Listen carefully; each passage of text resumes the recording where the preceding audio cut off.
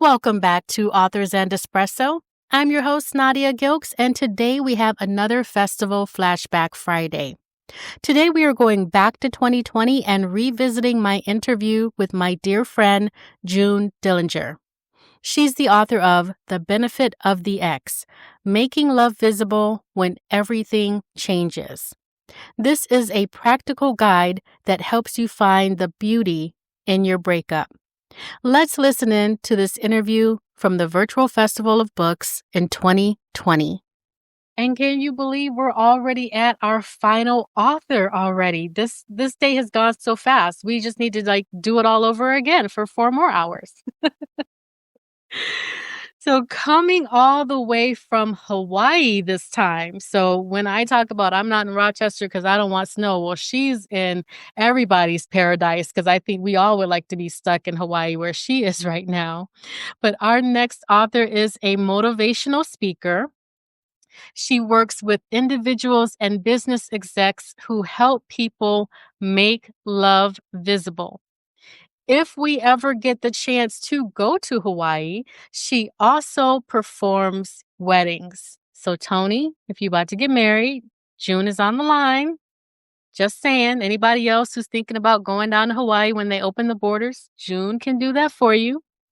But she has given us a gift of her book, The Benefit of the Ex, Making Love Visible When Everything Changes. And she is passionate about helping people get through a bad breakup, a bad time in your life, and realizing that you don't have to wallow in that pain and that pity, but you can rebound and be your best self. So please help me welcome all the way from Hawaii. There you are. Okay. Hello. Aloha, everyone. So nice to be with you. Wonderful to be with you too. Thank you for coming today. And you are another author that is pretty much brand spanking new, but your timing is interesting. So you published your book on February 9th, just about a month before the pandemic. So I'm just going to start out asking how your journey has been so far. Oh my gosh, I had big plans. I had a lovely book launch in Honolulu, and I had a lot of people that showed up. I had a lot of people that purchased the book on Amazon. It made it to an Amazon bestseller in 18 hours under new releases under the heading of divorce. And I was off to the races. I was heading to San Diego to do a book signing in La Jolla. I had something set up in Dallas and in Atlanta and in Northwest Arkansas and in DC. And I got to San Diego and I was there for 4 days and turned around and came home, and I've been here ever since. Just thanking you for making this possible. Thank you so much, Nadia. And I agree with everybody else. You are an amazing host. Phenomenal. You never know. Thank you. Well, I wish that I was where you are. So be happy to switch places with you. Yeah, it's not bad being stuck on a tropical island during COVID, honestly. I mean, it's a little bit weird in many ways, but I'm happy to be here. Yes. And you mentioned that your book was number one in many categories, including the divorce. So your book started from your divorce and bouncing back from that. Can you tell us a little of your story?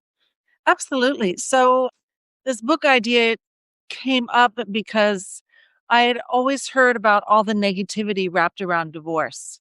And so while my father said, June, just let Ray be Ray and you be you, there's still that old story that sort of lingers. And then one day Ray came to the house and he gave me a check for larger than the normal amount.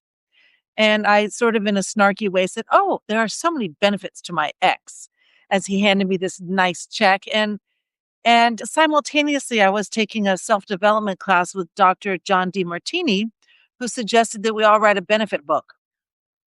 And so the combination of the two, when I looked into Ray's eyes, I said, oh my gosh, maybe I could write a story about the benefit of the ex. And he said, what?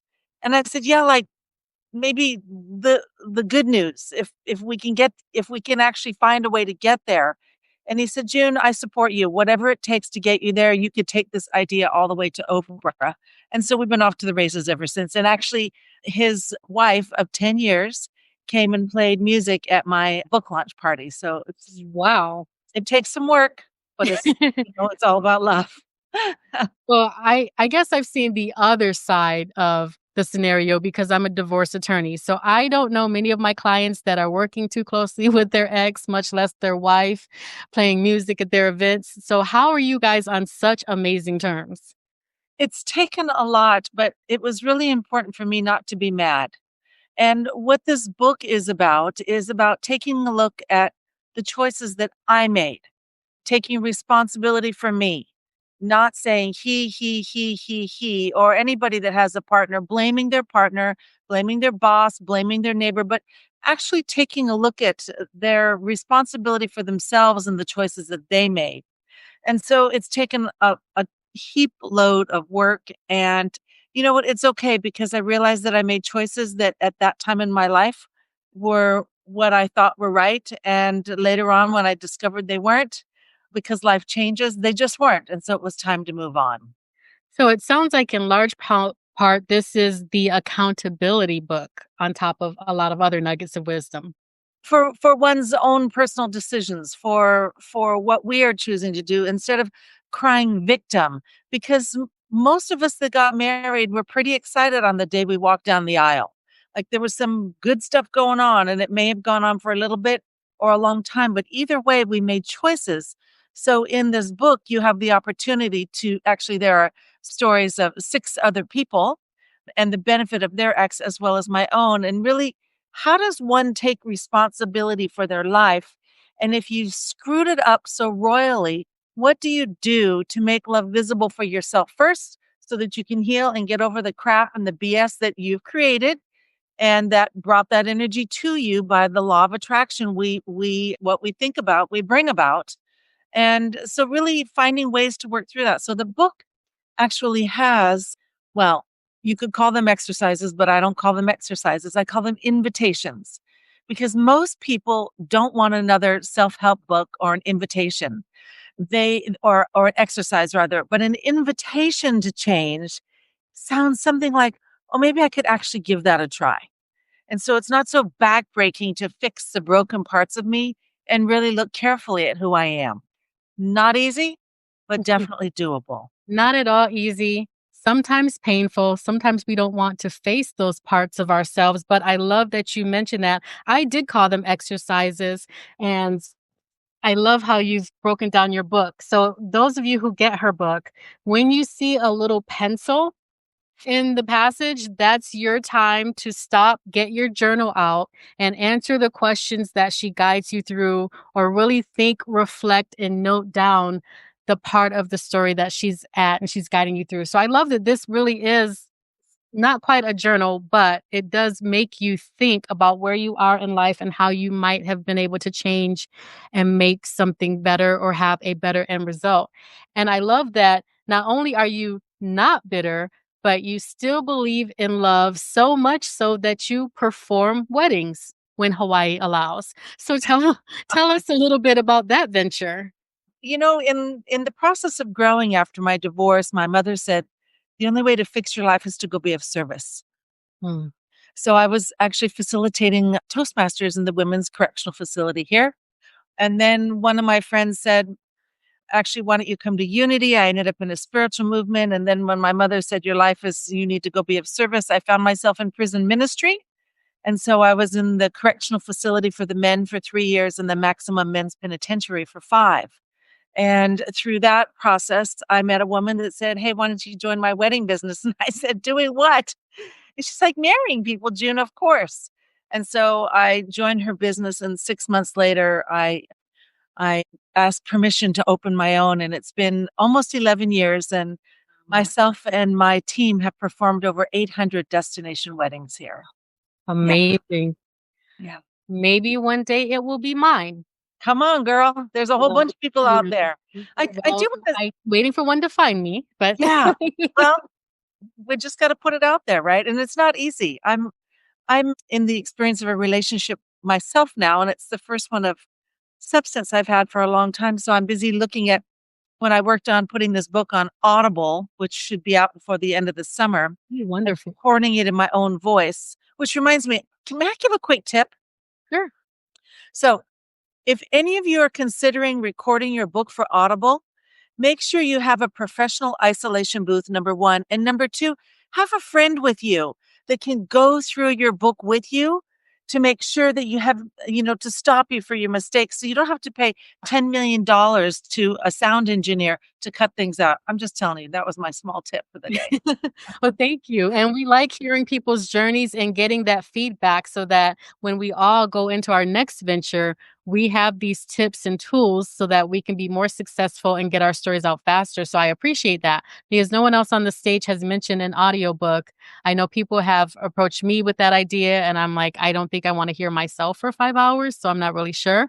But it is a great way to connect with a deeper audience that doesn't sit down and read, but may listen to your story. And that is coming out. Is there a target date for that? Well, I've got a gal listening to the audio to edit the audio that's a friend. And so I'm expecting the end of September. Oh, wonderful. Well, you'll definitely have to keep us posted. Yeah. And the last question I have for you, because I was really intrigued by it, your website, your tagline, your passion, making love visible. And if you had just a couple sentences of what that means for all of us, like how do we go about making love visible in our lives every day? What's your takeaway for us? Absolutely. So making love visible is your come from. It's like, who are you being when you show up? Are you happy? Are you feeling joyous? Are you being selfish? Are you watching who you're being? Because who you are being is the offering to the entire world. And so, for instance, if somebody cuts you off in traffic, are you all of a sudden using all kinds of interesting language about that? And putting that energy out into the world? Are you being about love? Or you say, you know what, come on in? Are you beckoning them in? So what is your daily motive to be about love? Because if it's all that we've got and it's the only thing that we can make actually visible, like to make a solid difference, then I want to be sure that I'm walking that walk and that talk all the time. Yeah. So how are you doing it? That would be the question. Like Nadia, you're doing it by creating this incredible event for people to get their books out there. My gosh, you are so grounded and the gift that you're giving is huge. So you made love visible all day today for us. Thank you. Thank you. And it's been a pleasure. It's been a joy to hear all the stories. So, this is as much a gift for me as it is for everyone else who graced the stage because I think everybody in the audience has received some value from hearing these stories today. And that's what it's all about. That's why we put ourselves out there. So, in your breakout room, I was hoping you would be performing a wedding, but I don't think that's happening. So, what's happening in your breakout room? Oh man, that'd be so great. I wish anybody online want to get married. I can set up a quick set of vows. We can do it like right now. Actually, we're going to talk about some of the deeper questions that people have that are really troubling them, like how do you get to a point of making love visible when you're super miserable in your life, or if you have a friend or you have any questions, I'd like to make that available. And my colleague and good friend Joe Peach Graves is going to be the moderator, so he'll ask a few questions and we'll lift up some juicy stuff. It's going to be a nice 20 minutes. Wonderful. And we are pretty much at that point right now. So, how can people reach out to you? Because I know you do business coaching as well as individual guidance to help business execs and individuals make love visible. So, how do we reach you? Oh, you know what? You're welcome to call me or text me. My area code is 808. It's that simple. So you're welcome to text me or call, leave a voicemail and a number clearly, or find me on makinglovevisible.com.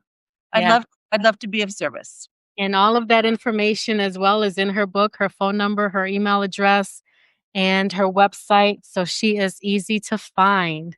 Thank you so much, June. Everybody, please give a round of You. applause. Thank you. Aloha. Thank you. Aloha. Thank you for tuning in to another episode of Authors and Espresso. This has been another festival flashback.